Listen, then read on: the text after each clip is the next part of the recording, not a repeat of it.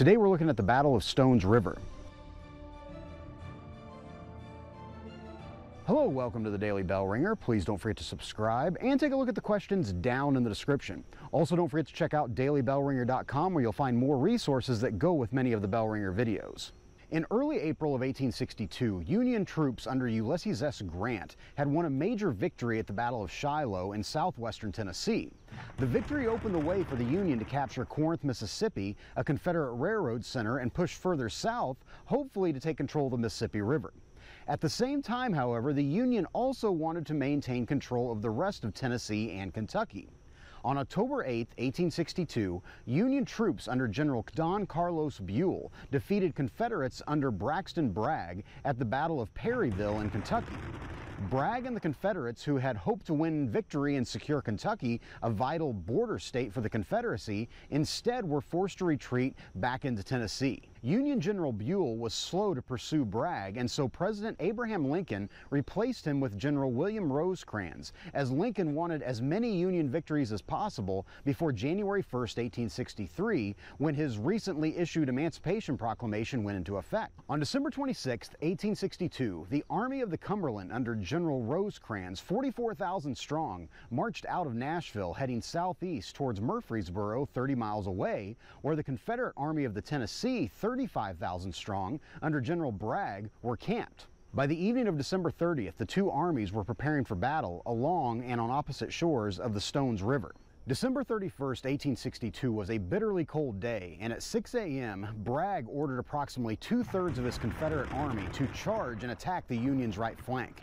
Many Union troops were still eating breakfast when the attack commenced. The Union forces were shocked by the brutal attack by the Confederates, and the Union right flank began to crumble.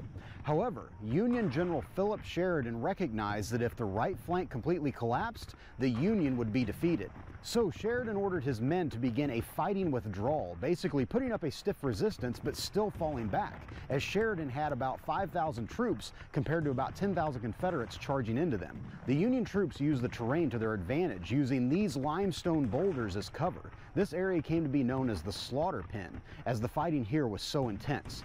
But the action here slowed the Confederate advance enough to give the Union time to recover and not completely be routed. Terrain such as this, as well as sleet, rain, and muddy conditions, made it difficult for troops and especially artillery to move.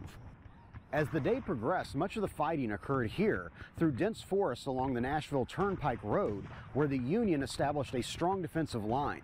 The area came to be known as Hell's Half Acre. Behind me you see Hazen's Monument, which is the oldest Civil War monument in the country, constructed in 1863, shortly after the battle, in honor of Union troops that fought here under Colonel William Hazen during the battle. By the evening of December 31st, the Confederates had the Union nearly surrounded, and Confederate General Bragg was confident of victory. However, Union lines had bent but had not broken. The next day, New Year's, January 1st, 1863, little fighting occurred as both armies attempted to care for the wounded and deployed troops to better position themselves for fighting to come the following day. Rosecrans solidified his left flank along a hill. Seeing that the Union had taken this position, Bragg ordered Confederate General John C. Breckenridge, who, if you recall, had run for President of the United States in 1860, to take his troops and charge the hill.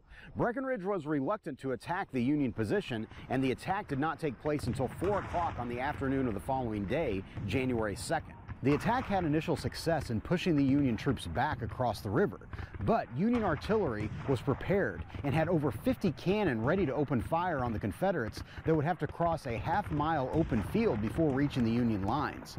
5,000 Confederates charged across the field and in barely an hour suffered over 1,800 casualties. After the failed charge and receiving intelligence that Rosecrans would be getting reinforcements on January 3rd, Bragg and the Confederates began to withdraw and retreated south, giving the Union a tactical victory. The Union victory here at Stones River gave the North a much-needed boost in morale after the recent disaster for them at the Battle of Fredericksburg in Virginia in mid-December of 1862. Although it was an important victory for the Union, it came with a terrible cost. Of the estimated 76,400 troops total involved in the fighting here, over 24,600 were casualties, killed, wounded, or missing. 12,900 for the Union and 11,700 for the Confederates. The Battle of Stones River had the highest casualty rate of any major battle during the Civil War, with 4% killed, almost 20% wounded, and 8% missing or captured. The Northern victory here helped solidify Union control of Tennessee and gave the Union control of Murfreesboro, which would be a vital supply hub for the Union throughout the remainder of the war. So with that, hopefully you learned something, and thanks for watching.